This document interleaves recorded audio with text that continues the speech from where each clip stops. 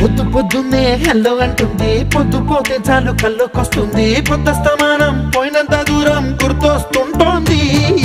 అమ్మో బాపు గారి బొమ్మో, ఓలమ్మో మల్లె పూల కొమ్మో.